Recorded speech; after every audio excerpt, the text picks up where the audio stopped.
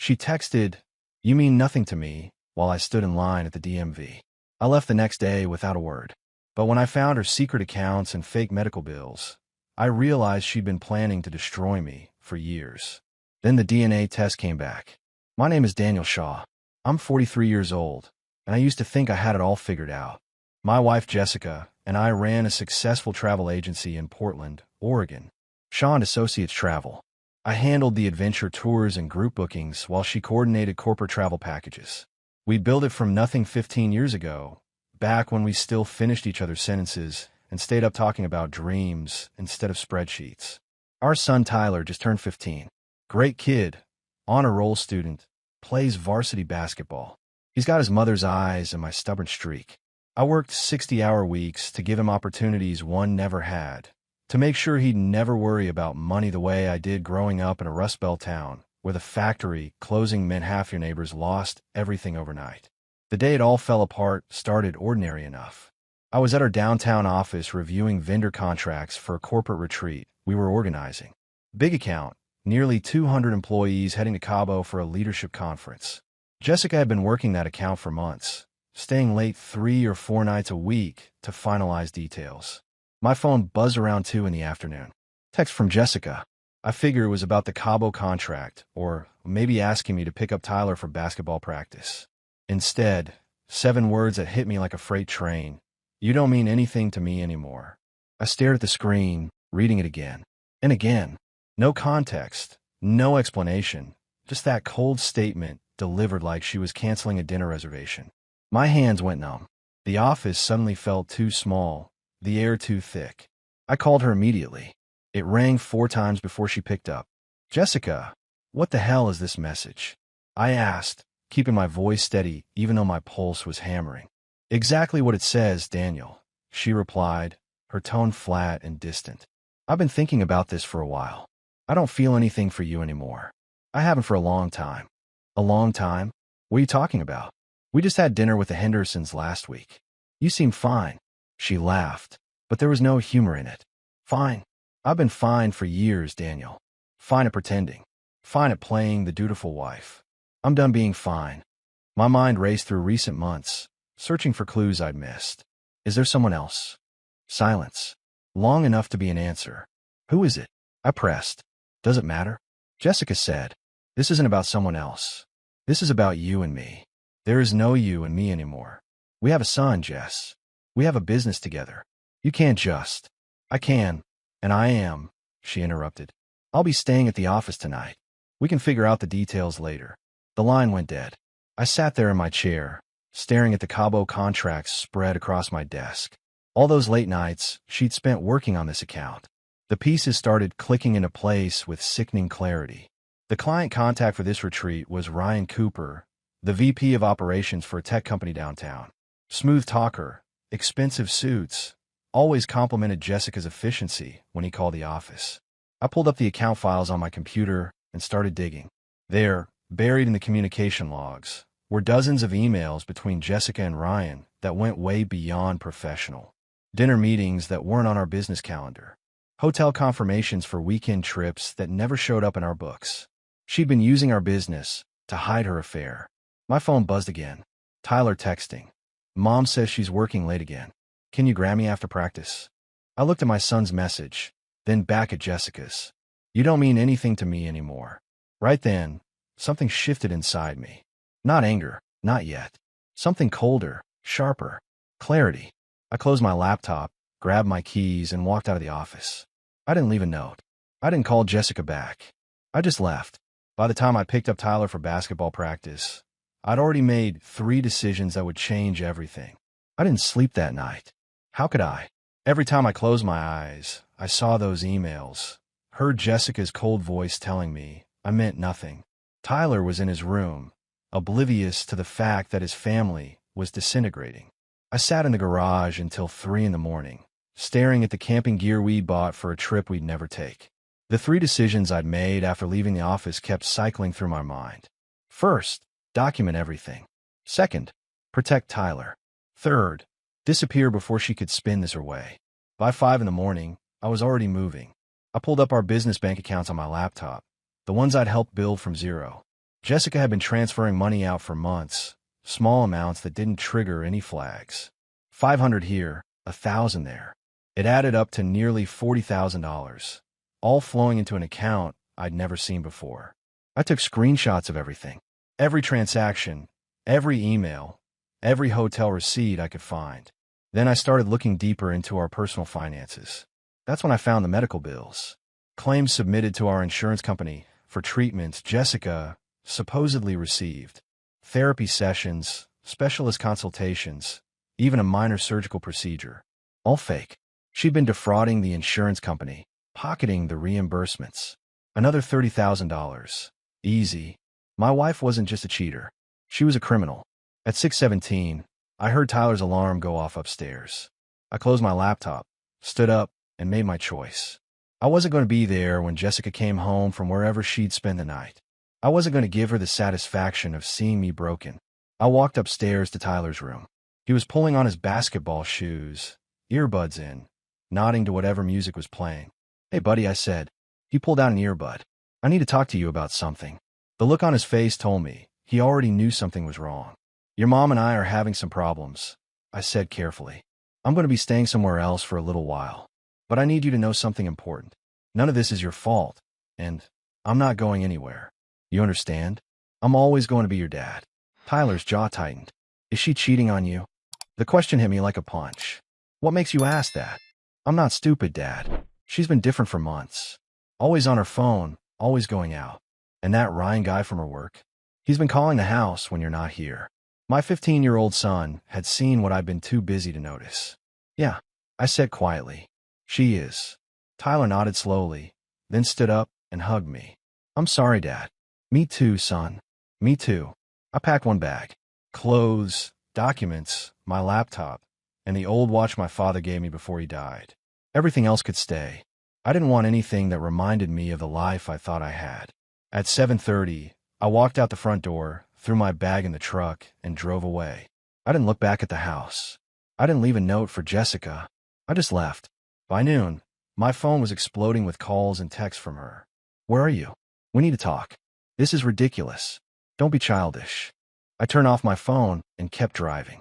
I checked into her extended stay hotel on the other side of town, paid cash for 2 weeks, and sat down to plan my next move. Jessica thought I'd roll over, that I'd let her control the narrative and walk away with everything. She was about to learn that the quiet guy she'd been lying to for months wasn't quiet because he was weak. He was quiet because he was watching, waiting, and planning. And now it was time to act. The call came 3 days after I left. Not from Jessica, but from someone I hadn't heard from in nearly 2 years. Vanessa Hunt, Jessica's former college roommate and best friend. They'd had some falling out that Jessica never fully explained, and Vanessa disappeared from our lives overnight. "Daniel, we need to talk," Vanessa said when I answered. "I heard what happened." "Well, what's happening?" "And there's something you need to know. We met at a coffee shop across town." Vanessa looked older than I remembered, tired around the eyes. She slid a manila envelope across the table to me. "I should have told you this 2 years ago," she began. "But Jessica threatened me. Said she'd ruin my career if I opened my mouth. I was a coward, and I'm sorry." I opened the envelope.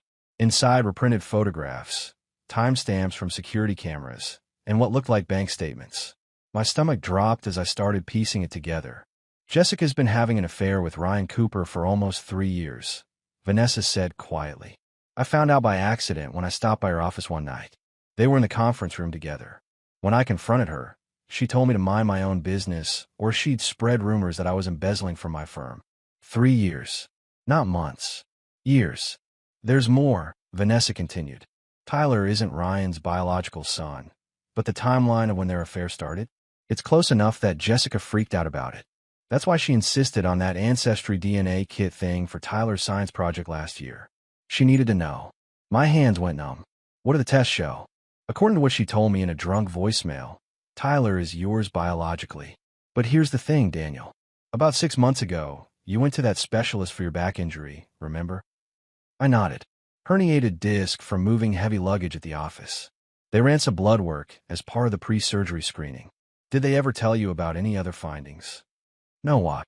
Vanessa pulled out another document. "Medical records with my name on them. I have a friend who works in medical records at that hospital. These results show that you have a condition called Klinefelter syndrome. It's a chromosomal thing. The bottom line is, Daniel, you're infertile. You have been your whole life. The coffee shop seemed to tilt sideways. That's impossible. Tyler isn't biologically yours, Vanessa finished. Jessica must have gotten pregnant right before you two married. Before Ryan, with someone else. She's been lying to you from the very beginning. I sat there, trying to process what I was hearing. 15 years of raising a boy I loved more than my own life. And he wasn't mine. Not genetically. Does Tyler know? I asked. I don't think so. But Jessica does. And she's been using that secret as leverage, planning to reveal it during divorce proceedings to hurt you and maybe affect custody. I looked at the medical records, the photographs, the evidence of years of deception. Something cold and hard settled in my chest. Thank you for telling me, I said finally. I know it took courage. Vanessa reached across the table and squeezed my hand. Tyler is still your son in every way that matters. Don't let her take that from you. I spent the rest of that day in my hotel room, staring at those documents. The affair, the lies, the medical fraud, and now this. Jessica hadn't just betrayed me.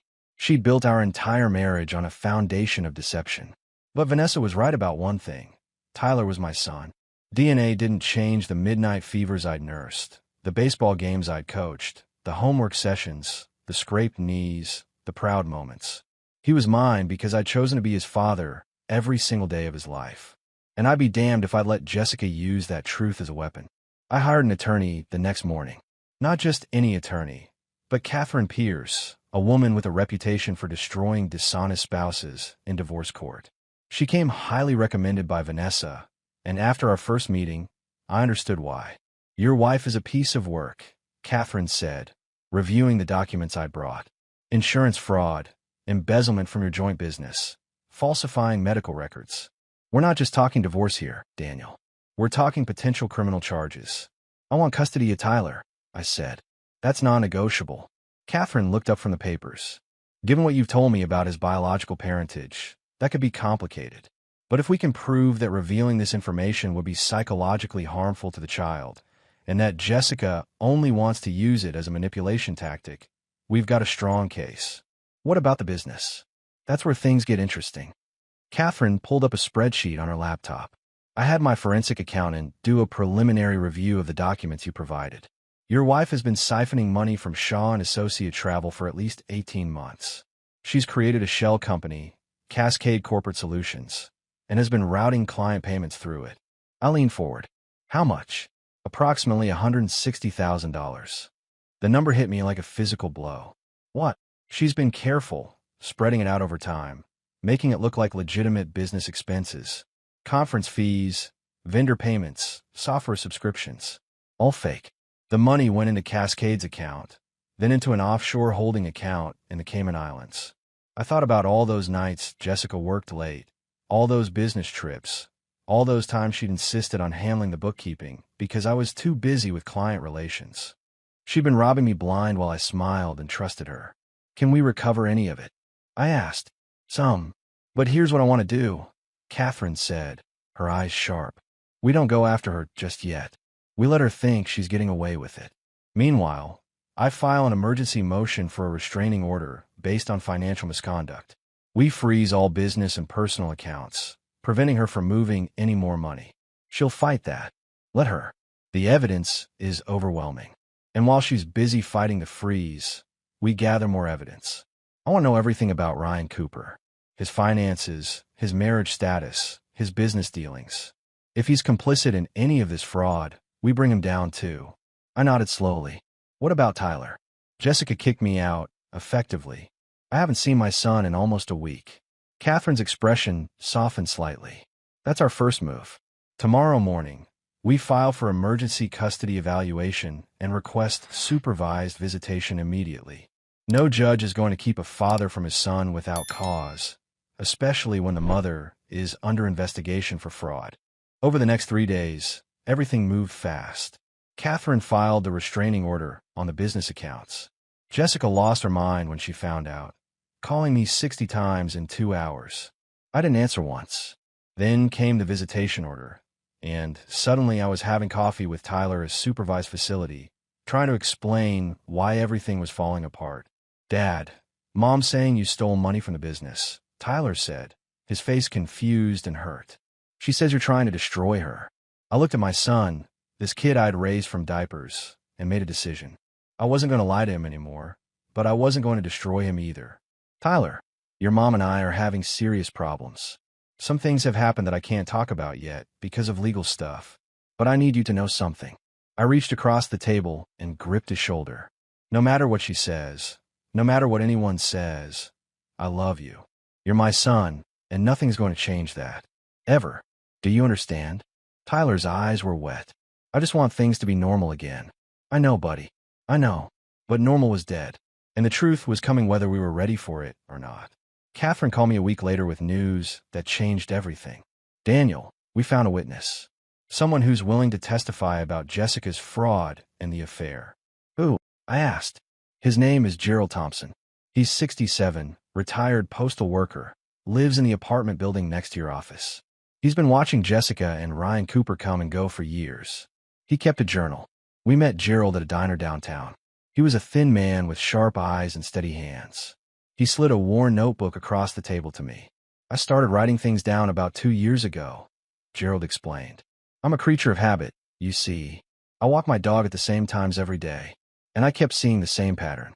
That woman, your wife, and the man in the expensive car. They'd arrive separately, always on Wednesday afternoons when your office was supposed to be closed. I flipped through the journal. Dates, times, descriptions, all meticulously recorded. Why didn't you say anything before? I asked. Gerald shrugged. Wasn't my business. But then I saw you on the news last week, something about a business dispute and fraud charges. I did some research, put 2 and 2 together. Figure you could use the help. Catherine was beaming. Mr. Thompson, would you be willing to testify in court about what you observed? Yes, ma'am. I served in Vietnam. I know what honor means, and what that woman's doing to this man. It ain't honorable. That same afternoon, Catherine filed an emergency motion to modify custody arrangements. Jessica had been blocking my access to Tyler, claiming I was a danger to him.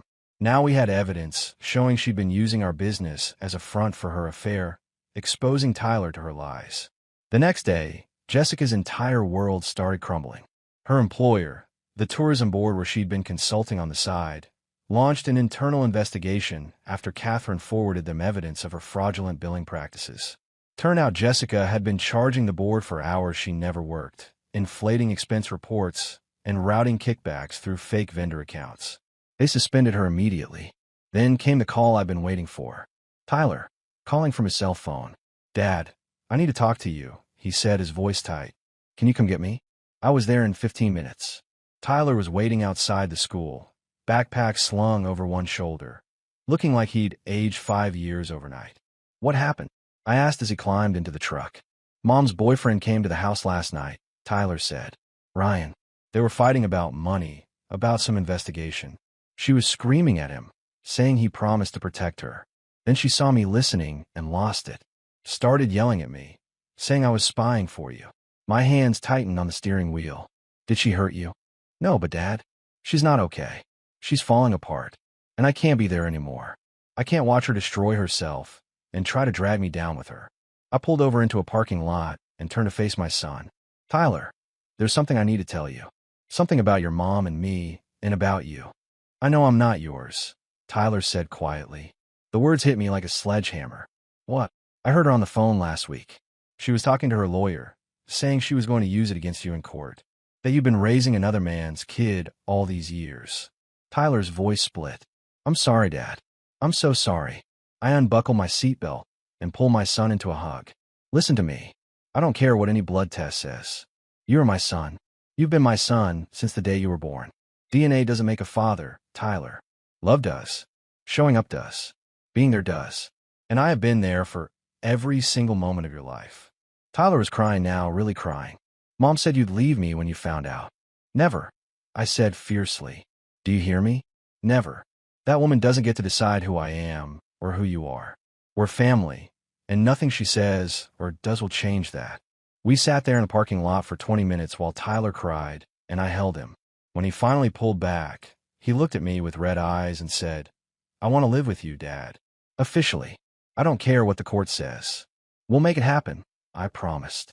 "Catherine's already working on it."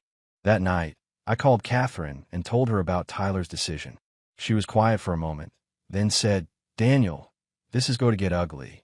Jessica will fight this with everything she has." "Let her fight," I replied. "I'm not backing down." Jessica's response to Tyler's decision was exactly what I expected: scorched earth. She filed an emergency motion claiming I'd been coaching Tyler against her, that I was manipulating him with lies. She demanded immediate full custody and supervised visitation only for me. The hearing was set for 3 days later. Catherine spent those days preparing our case like a general planning a battle. We had Gerald's testimony, the financial records, the evidence of fraud, and now Tyler's own statement about what he'd witnessed. The courtroom was tense. Jessica sat with her attorney, wearing a conservative dress and minimal makeup, playing the wounded mother. Ryan Cooper wasn't there, conspicuously absent. Smart move on his part. The judge, Harriet Brennan, was a no-nonsense woman in her 60s with a reputation for seeing through manipulation. She reviewed the documents in silence before looking up. "Mrs. Shaw, I've read your emergency filing," Judge Brennan said. "You claim Mr. Shaw has been alienating your son against you. Can you provide evidence of this?" Jessica's attorney stood.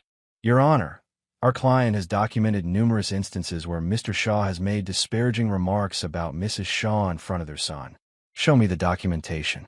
The attorney fumbled. "We have Mrs. Shaw's testimony." "That's not documentation. That's hearsay."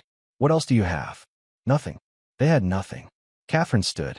"Your Honor, we have substantial evidence showing that Mrs. Shaw has been engaging in systematic fraud against both the family business and multiple insurance companies. We also have a witness who can testify to Mrs. Shaw's extramarital affair being conducted at the business premises, potentially exposing the minor child to inappropriate situations." Judge Brennan's eyebrows rose. "Proceed." Gerald Thompson took the stand.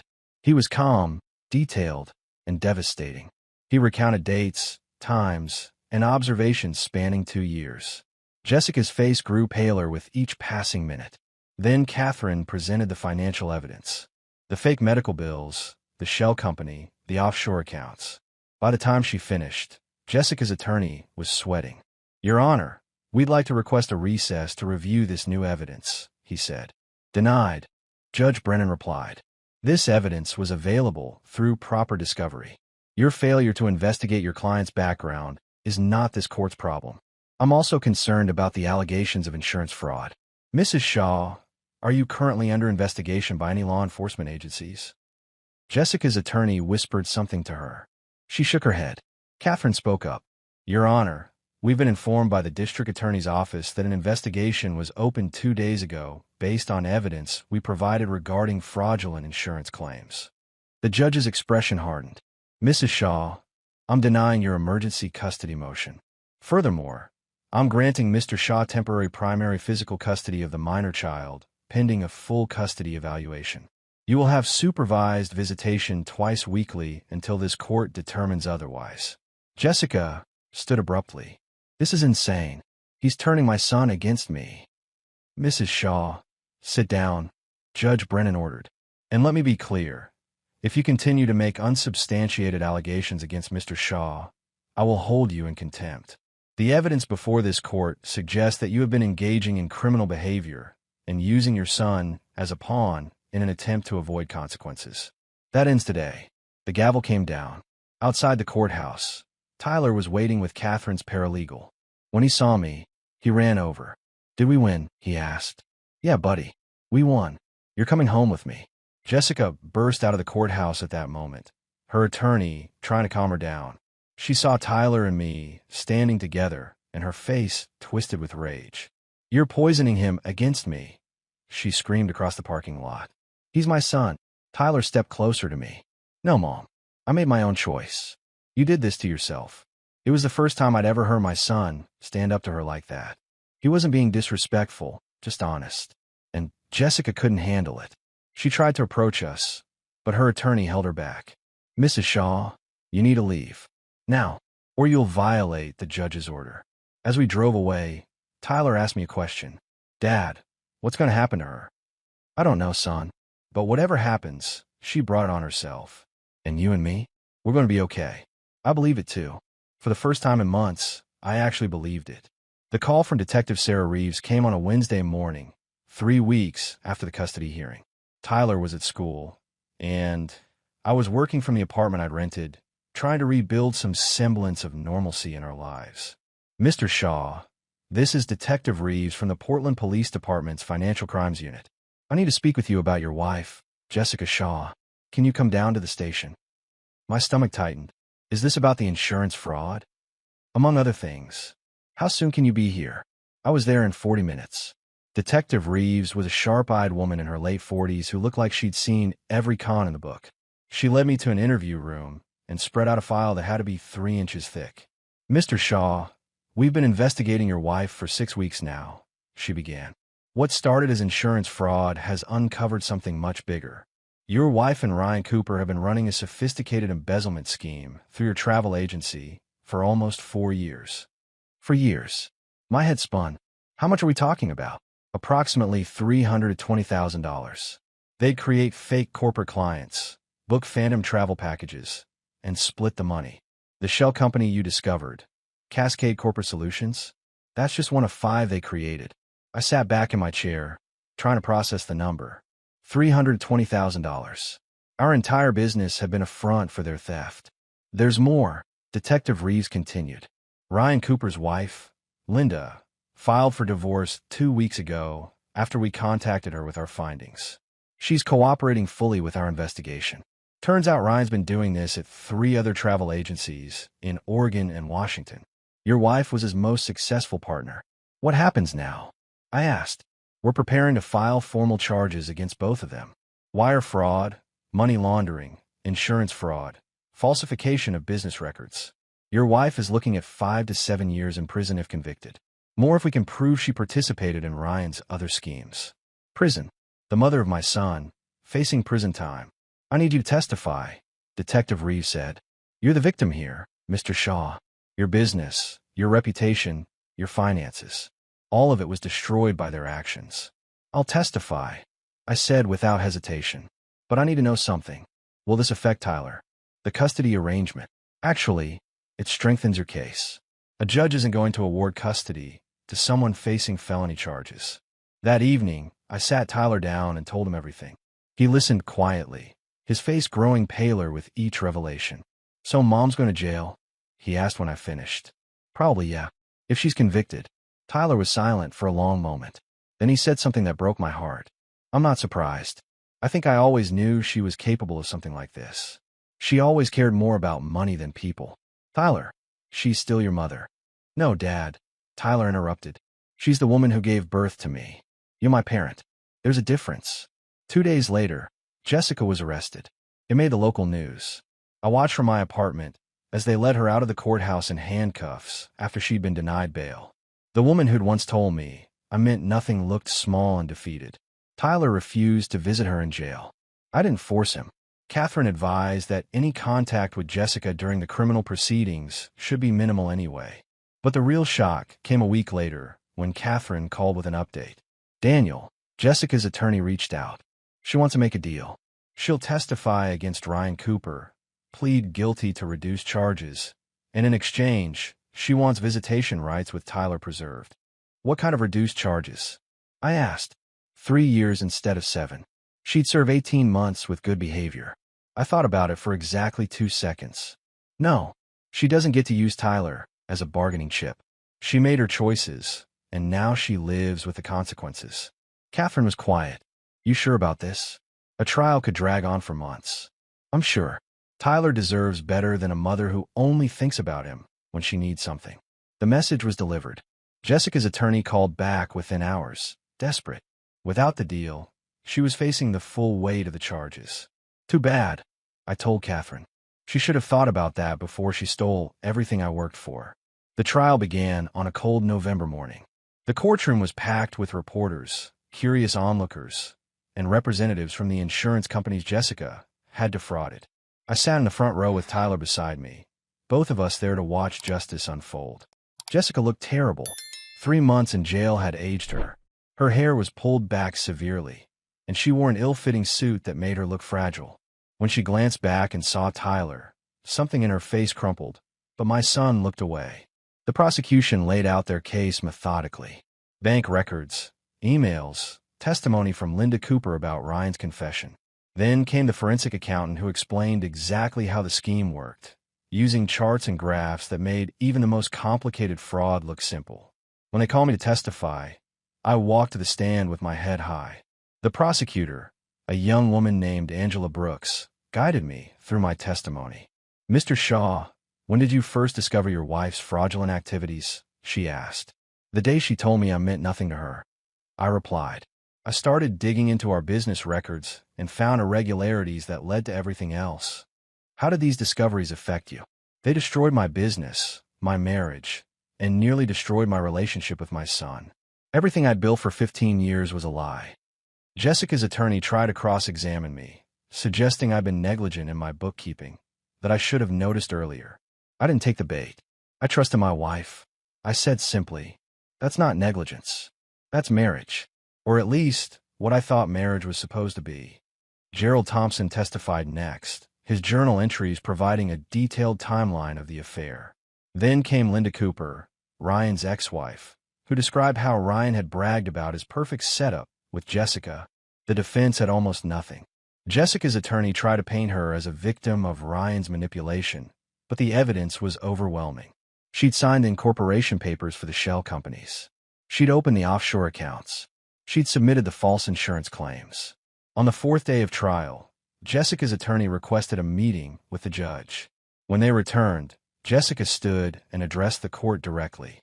"Your Honor, I'd like to change my plea to guilty," she said, her voice barely above a whisper. The judge accepted the plea. Sentencing was scheduled for 2 weeks later. Tyler and I walked out of the courthouse into cold sunshine. He stopped on the steps and turned to me. "Is it weird that I don't feel anything?"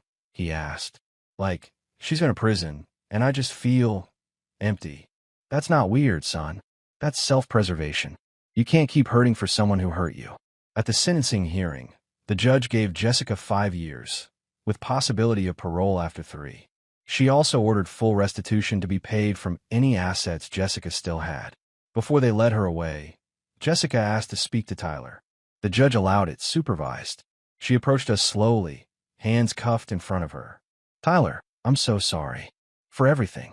I know I don't deserve your forgiveness, but I need you to know that I love you." Tyler looked at her with eyes older than his years. "If you loved me, Mom, you wouldn't have done this. You wouldn't have destroyed our family for money. Dad loves me. He's proven it every single day. You just proved you love yourself." Jessica started crying, but Tyler turned and walked away. I followed him, leaving her there with her tears and her regrets. As we drove home, Tyler asked me, "Dad, do you think she'll ever change?" "I don't know, but that's not our problem anymore. We've got our own lives to build now." And that's exactly what we did. 9 months after Jessica's sentencing, Tyler and I had built something I never thought possible, a normal life. We'd moved into a small house in the suburbs. Nothing fancy, but it was ours. Tyler had his own room, I had an office, and we had a backyard where we'd set up a basketball hoop. The travel agency was gone.